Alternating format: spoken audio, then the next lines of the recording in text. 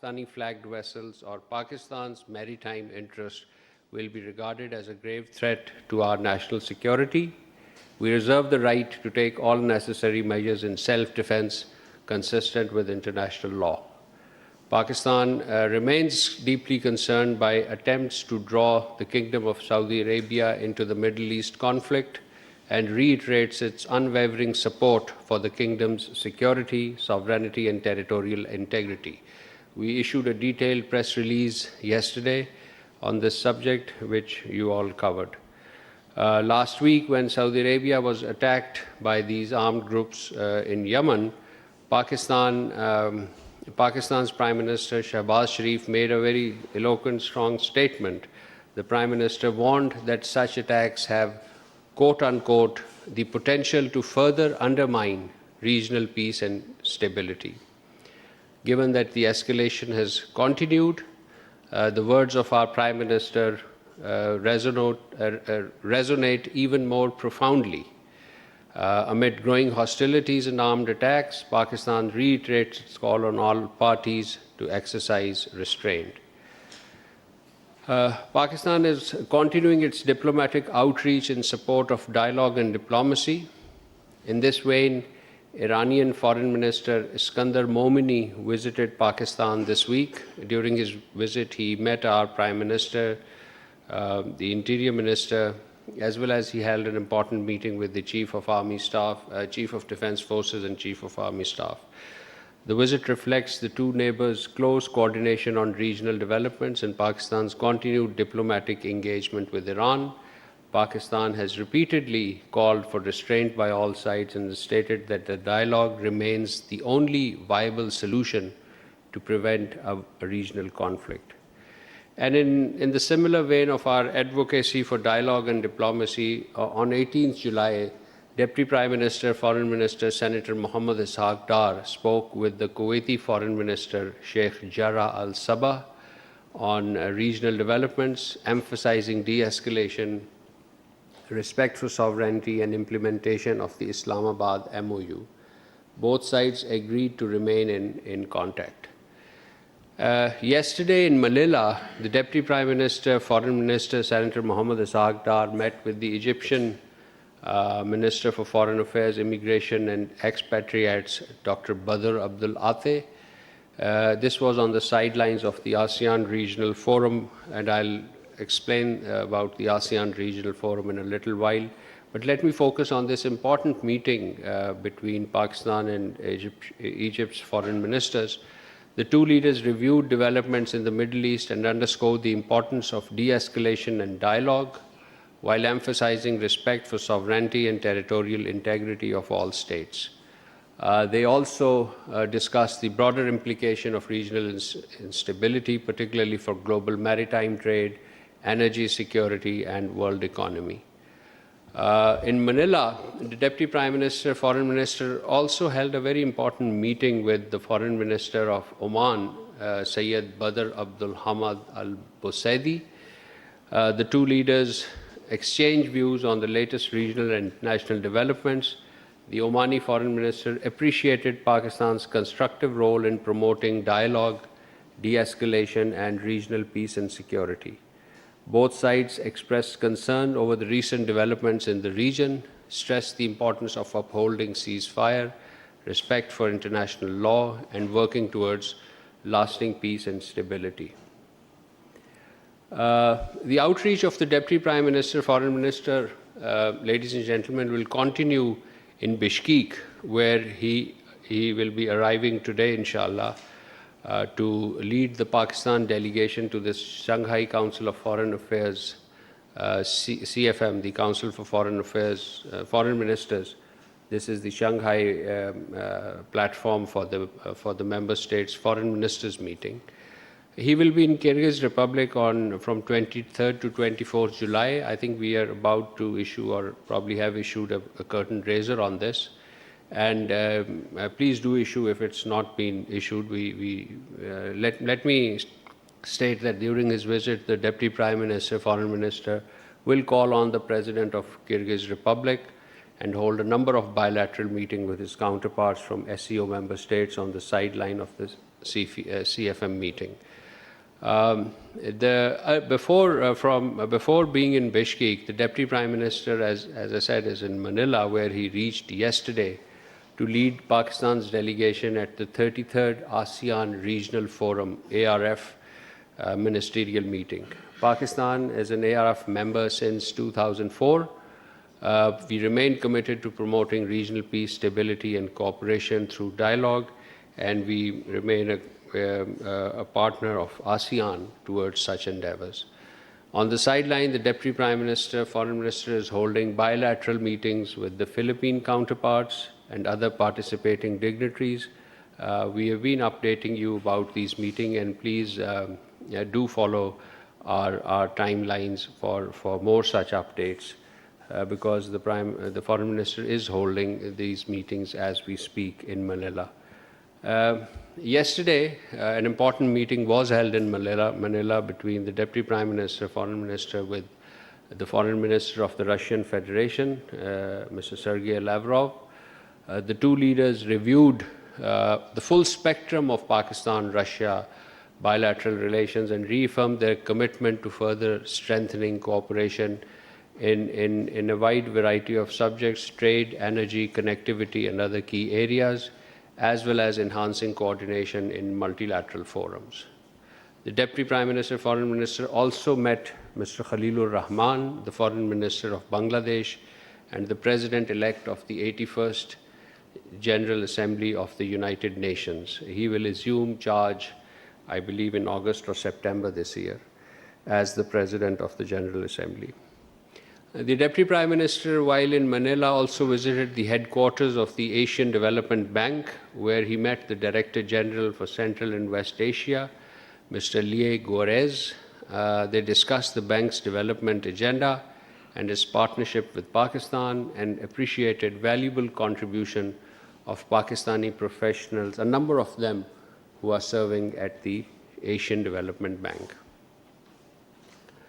Ladies and gentlemen, the Deputy Prime Minister, Foreign Minister, Senator Mohammad Ishaq Dar was in Shanghai earlier this week, last weekend on 16-17 July, to attend the signing ceremony of the establishing World Artificial Intelligence Cooperation Organization, the WICO. The initiative aims to strengthen international cooperation on intelligence governance, research, and capacity building. As a founding member of Pakistan, of WICO, we became the founding member by virtue of Deputy Prime Minister's presence in Shanghai. So as a founding member, Pakistan look forward to enhance international cooperation on artificial intelligence, particularly South-South cooperation, to harness artificial intelligence-related technology for sustainable economic development.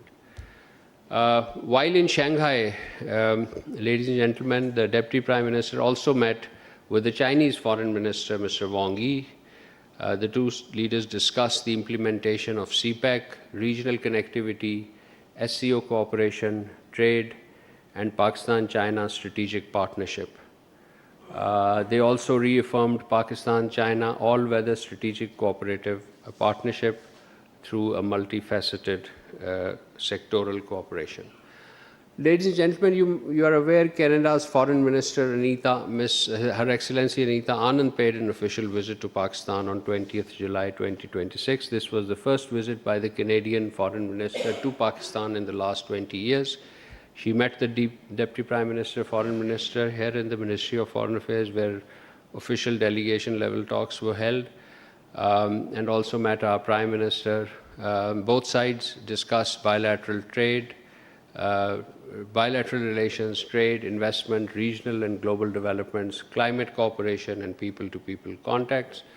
Pakistan and Canada also signed a protocol on phytosanitary import requirements for genetically modified canola intended for food, feed, and processing, facilitating agricultural trade between the two countries. They also agreed to expand cooperation in trade, investment, security, development, reaffirming their commitment to institutionalizing the bilateral engagement. With these remarks, ladies and gentlemen, I conclude my opening statement, and I would be ready to take question answers.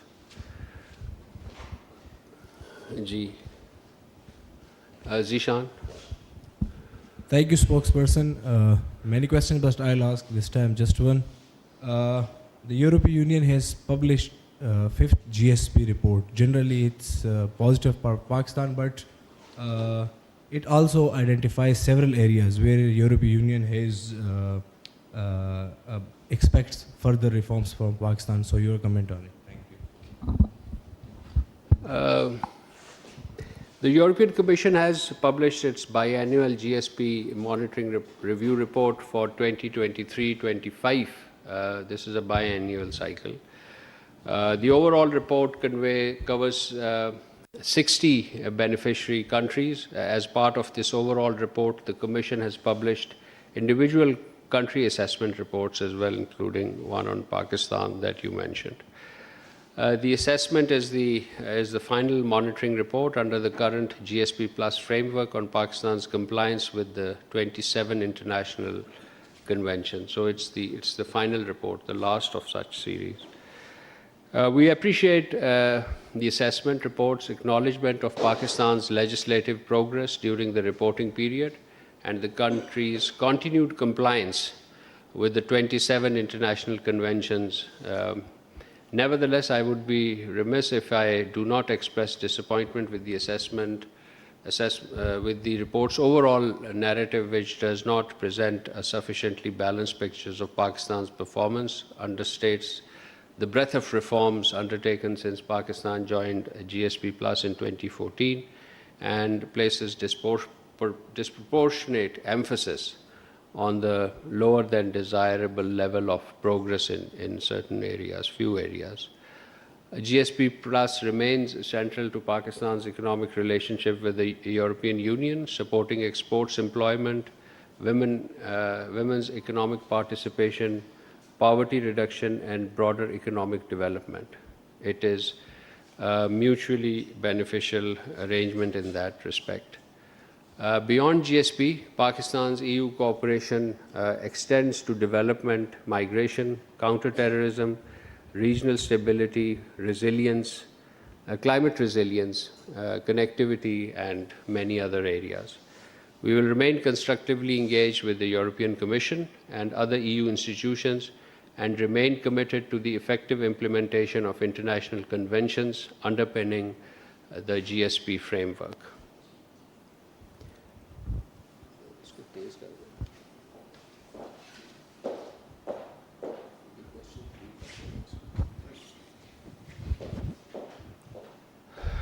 Anas? Thank you so much, spokesperson. The Amnesty International has yesterday published a report on the strikes by Pakistan in Kabul and the alleged one on, as they said, on a hospital of sorts. Without much new evidence, what is Pakistan's response on the matter? Yes, this report was published and we have seen the report. We completely reject the allegations made by Amnesty International. It is unfortunate that such serious allegations have been presented without any credible evidence. The Taliban regime continues to maintain a permissive environment for a range of terrorist organizations, including Tehreek-e-Taliban Pakistan, the Balochistan Liberation Army, and other affiliates. The freedom to undertake terrorist activities allowed to these listed organizations, their access to bases and sanctuaries on Afghan soil, as well as ability to recruit, finance, and execute cross-border attack, constitutes a serious threat to regional peace and security. Thousands of innocent Pakistani citizens have been martyred and injured because of Pakistan's terrorist attacks, which have been planned, financed, supported, and carried out from Afghan soil, all under the watch and patronage of active facilitation by the Taliban regime. No responsible state can remain passive when its civilians and security forces are repeatedly targeted.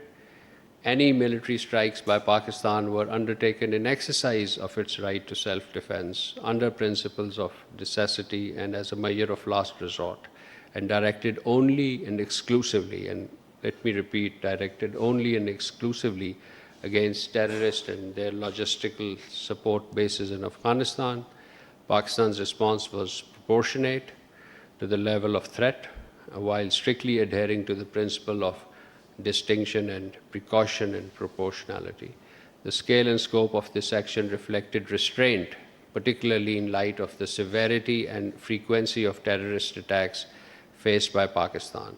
Pakistan rejects any insinuation in this regard otherwise. Pakistan calls upon the Amnesty International and the international community at large to direct rigorous scrutiny towards the Taliban regime's continued patronage of terrorist groups. The root causes that this report to address the root causes that this Amnesty International report has conspicuously failed to address. We also urge the international community to hold the Afghan Taliban regime accountable for its failure to uphold its obligations under the relevant United Nations Security Council resolution, its own commitment under the Doha Agreement and other related commitments to prevent Afghan soil from being used as a launchpad for terrorism. Pakistan reserves the right to take all necessary measures in order to safeguard its sovereignty, territorial integrity, and safety and security of its people. I thank you. तर्जमान दफ्तर खारजा ताहिर हुसैन इंद्राबी की हफ्तावार news briefing. कहते हैं तजारती जहाज़ों को धमकियाँ, इलाकाई अमन, आलमी तजारत के लिए संगीन ख़तरा है। पाकिस्तान बरादर मुल्क की सलामती, खुद मुख्तारी, इलाकाई सालमियत की गैर मुतज़लज़िल हिमायत का आज़म करता